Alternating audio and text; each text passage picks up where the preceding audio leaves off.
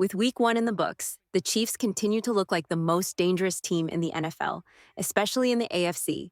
Yes, it's still early in the season, but judging by how their next opponent played, the Chiefs look like favorites to win in Week 2. Let's start with some big news. Just before finishing this video, it was announced that Kadarius Toney has signed with the Cleveland Browns. This was first reported by Ian Rappaport. Toney had visits lined up with the Seahawks and other teams, but he's now headed to Cleveland, at least for now, as he's been signed to their practice squad. According to the NFL's official Twitter page, that's where he'll start, but there's always the chance he'll be elevated to the active roster. The Browns, however, need someone to throw accurate passes because their current receivers aren't getting many chances. Best of luck to Kadarius Toney in this new chapter. Now, let's talk about Week 1. As a Chiefs fan, I'm not too worried. The team kicked off the season under coach Andy Reid, who now holds a 10-2 record in Week 1 games with Kansas City since 2013. Patrick Mahomes continued to break records, becoming the Chiefs' all-time passing leader after completing a crucial 3rd and 12th pass to Travis Kelce. He surpassed the late great Len Dawson in the process. We also saw rookie wide receiver Xavier Worthy make history as the second rookie in franchise history to score multiple touchdowns in one game. The first to do this, Kareem Hunt, back in 2017. Rookie Rashee Rice had an outstanding game, racking up his 4th 100-yard performance. His ability to gain yards after the catch was incredible. 78 of his 103 yards came after making the catch, which is second in the entire NFL right now. Tyreek Hill leads with 84 yards after the catch, but Rice is right behind him with 73, followed by tight end Isaiah, who has 71. Rice will play a key role against the Bengals in Week 2, and with their tough secondary and defensive coordinator, it's going to be a real battle. Before we dive into the Bengals game and how the Patriots' loss plays into Week 2, let's quickly look at the rest of the AFC West. Two teams, the Broncos and Raiders, are 0-1. The only reason all three didn't start 0-1 is because the Raiders and Chargers played against each other. In that matchup, Jim Harbaugh's Raiders outcoached Antonio Pierce, just like most expected. The Raiders leaned heavily on their running game, while Chargers quarterback Justin Herbert didn't need to do much through the air. Herbert completed 17 of 26 passes for 144 yards and a touchdown, but the Chargers ran for almost 200 yards, so the passing game wasn't a big focus. On the Raiders' side, they struggled on third downs, going just 5 for 14. The Chargers weren't much better at 4 for 15, but the big story for the Raiders was their 3 turnovers, 2 fumbles, and an interception thrown by Gardner Minshew, who had a rough debut, getting sacked 4 times and throwing just 1 touchdown pass. Despite the mistakes, the Raiders had a chance to win when they were down by just 6 points, but instead of going for it on 4th and 1 from the Chargers' 43-yard line with 7 minutes left, they chose to punt. That decision backfired as the Chargers marched down the field and scored again, sealing the game.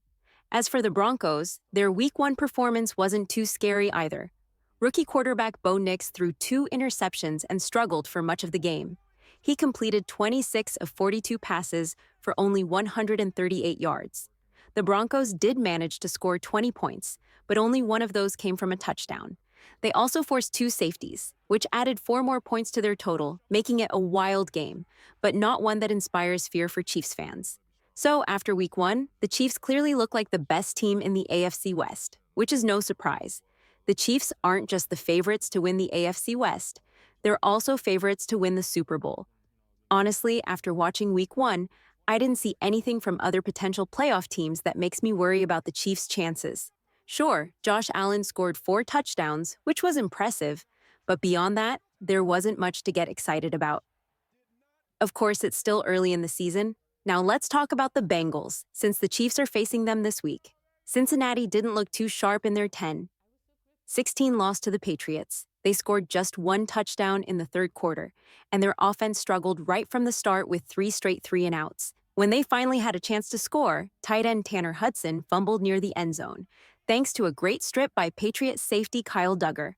The Bengals also turned the ball over later in the game. They were just 4 for 11 on 3rd downs, and Joe Burrow was sacked 3 times. To make things tougher, they were missing key players like T. Higgins, and while Jamar Chase did play, he's just getting back to full speed after holding out for a new contract. Even with Burrow healthy, their offense looked pretty weak. That's why the Chiefs are favored by 6 points heading into this matchup, with an over-under of 47. I feel confident the Chiefs will win, especially considering Joe Burrow's poor Week 2 track record. He's 0-4, while Mahomes is 5-1 in Week 2 games. Plus, after seeing the Bengals struggle in Week 1, it looks like wide receiver T. Higgins might miss another game due to a hamstring injury. If Higgins is out, it'll be even tougher for the Bengals to get their offense going. Still, it's always stressful when the Chiefs and Bengals play. Every game between these two since 2022 has been decided by just 3 points, with the Bengals leading the series 3-2. Even though I expect the Chiefs to win by 10 or more, it wouldn't surprise me if it turns into another nail-biter. There's a chance the Chiefs could get a key player back for this Week 2 matchup, which would make them even more dangerous. If that happens, I'd feel even more confident in their chances to win. Speaking of key players, I also want to mention the contract details for tight end Noah Gray. Over the weekend, he signed a 3-year, $18 million extension with $10 million guaranteed. But like most contracts, the details matter more than the big numbers. Essentially, it's a 2-year, $10.1 million deal with an option to move on after 2025. If Gray keeps playing like he has been, I don't see why the Chiefs would let him go. He's a playmaker, even with the limited chances he gets. Behind Travis Kelce, Noah Gray continues to prove his value. In Week 1 against the Ravens, he caught all 3 of his targets for 37 yards. But Gray does more than just catch passes. He's known for doing the dirty work, like run blocking, pass blocking, and even playing special teams. He's also been used as an H-back, a hybrid of fullback and tight end. In the preseason, he was even the emergency long snapper. All of this makes his contract extension a no-brainer for the Chiefs. Andy Reid talked to the media and mentioned that it was great to get some game reps for the players who had little to no training camp practice. This included players mostly on defense like Nick Bolton, Justin Reed, and Chris Jones. On offense, left guard Joe Thuney got some much-needed reps too. Overall, there were positives from all 3 phases of the game in Week 1, but there's always room for improvement. Speaking of the game, rookie Kingsley Suamataia held his own in Week 1. Even though he was a little exposed, getting chip help on just 2 of 28 pass attempts, he still managed to handle things well. He'll face a big test this week against Bengals pass rusher Trey Hendrickson, who had 5 quick pressures in Week 1, pressuring the quarterback in 3 seconds or less. Xavier Worthy, another rookie, also had an impressive Week 1, scoring 2 touchdowns, one on an end-around and the other on a broken coverage play down the right sideline. He made plays all over the field, catching a crosser in the middle and showing versatility both behind the line of scrimmage and deep downfield. I'm excited to see how he performs in Week 2 against the Bengals' strong secondary. The best news from Week 1, besides the win, was that the team came out mostly healthy. The only player we're watching is Hollywood Brown.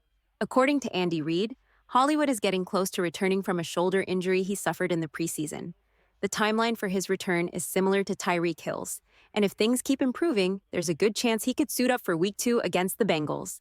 If he does, good luck to anyone trying to stop the Chiefs' offense with Kelce, Rashee Rice, Xavier Worthy, Juju Smith-Schuster, and Justin Watson all on the field. The Bengals have a tough secondary, but they're weaker against the run. The problem? The Chiefs don't run the ball much. Even so, Cincinnati has done well at containing the Chiefs, led by defensive coordinator Lou Anarumo. It's going to be a real chess match between him and Andy Reid. The Bengals have solid safeties like Geno Stone and Von Bell, and cornerbacks like Cam Taylor-Britt and Dax Hill, who had the best coverage grade on the team in Week 1. It's still early, but I'd love to hear your thoughts on how this game is shaping up. I'll be back with more updates and a deeper preview as Week 2 gets closer. Until then, let's go. How about those Chiefs?